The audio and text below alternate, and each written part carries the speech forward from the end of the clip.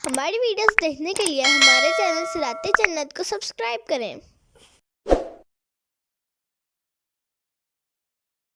يا أيها الناس إنا خلقناكم من ذكر وأنثى وجعلناكم شعوبا وقبائل لتعارفوا۔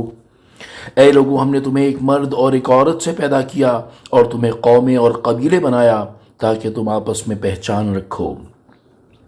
تفسیر صراط الجنان ارشاد فرمایا، اے لوگو، ہم نے تمہیں ایک مرد حضرت آدم علیہ السلام اور ایک عورت حضرت حوا رضی اللہ تعالی عنہا سے پیدا کیا، اور جب نسب کے اس انتہائی درجے پر جا کر تم سب کے سب مل جاتے ہو تو نسب میں ایک دوسرے پر فخر اور بڑائی کا اظہار کرنے کی کوئی وجہ نہیں۔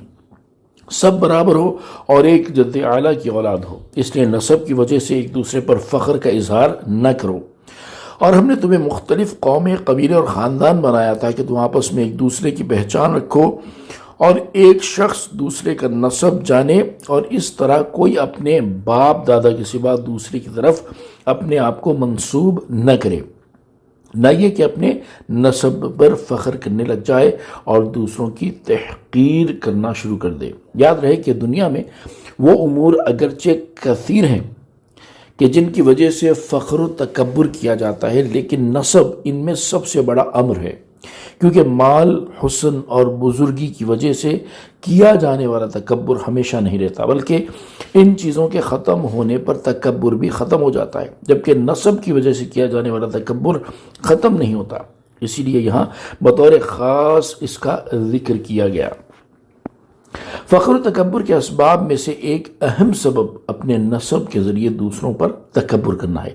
اس کے بارے میں امام محمد غزالی رحمۃ اللہ تعالی علیہ فرماتے ہیں، جس آدمی کا نسب اچھا ہو وہ دوسرے نسب والوں کو حقیر جانتا ہے، اور بعض لوگ حسب و نسب کے ذریعے اس طرح تکبر کرتے ہیں کہ گویا دوسرے لوگ ان کی ملکیت میں اور ان کے غلام ہیں۔ وہ ان سے میل جول کرنے اور ان کے پاس بیٹھنے سے نفرت کرتے ہیں، اور اس کا نتیجہ ان کی زبانوں پر یوں آتا ہے کہ تکبر کرتے ہوئے دوسروں کو گھٹیا قسم کے الفاظ سے پکارتے ہوئے کہتے ہیں، تم کون ہو؟ تمہارا باپ کون ہے؟ میں فلاں کا بیٹا ہوں، تمہیں مجھ سے بات کرنے یا میری طرف دیکھنے کا کیا حق ہے؟ حضرت ابو ذر غفاری رضی اللہ تعالیٰ عنہ فرماتے ہیں، نبی اکرم صلی اللہ تعالیٰ علیہ وسلم کی موجودگی میں ایک شخص سے میری تکرار ہو گئی، تو میں نے کہا، اے کالی عورت کے بیٹے!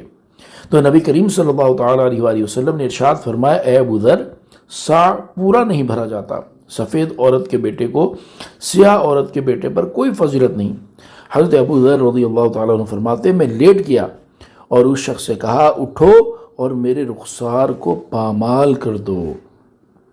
تو دیکھیے کس طرح نبی اکرم صلی اللہ علیہ وسلم نے انہیں تنبیہ فرمائی جب انہوں نے سفید خاتون کا بیٹا ہونے کی وجہ سے اپنے آپ کو افضل سمجھا، اور دیکھیے کہ انہوں نے کس طرح توبہ کی اور اپنے آپ سے تکبر کے درخت کو اس شخص کے تلووں کے ذریعے جڑ سے اکھاڑ پھینکا جس کے مقابلے میں تکبر کیا گیا تھا، کیونکہ آپ کو معلوم ہو گیا تھا کہ تکبر کو صرف عاجزی کے ذریعے ختم کیا جا سکتا ہے۔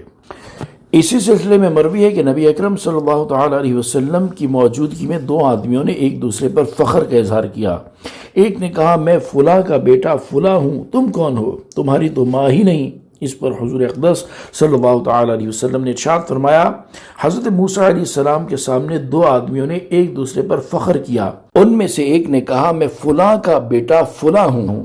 اس طرح وہ 9 پشتیں شمار کر گیا اور کہا، تیری تو ماں ہی نہیں ہے۔ اللہ تعالیٰ نے حضرت موسیٰ علیہ السلام کی طرف وحی بھیجی کہ جس نے فخر کا اظہار کیا ہے اس سے فرما دیجئے وہ 9 کی 9 پشتیں جہنم میں جائیں گی اور تم ان کے ساتھ 10ویں ہوگے۔